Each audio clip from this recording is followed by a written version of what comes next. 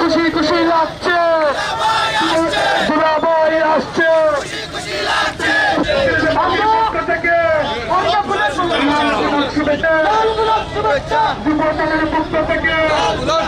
আগমন, শুভেচ্ছা স্বাগতম। 22 তারিখে সমাবেশে যোগ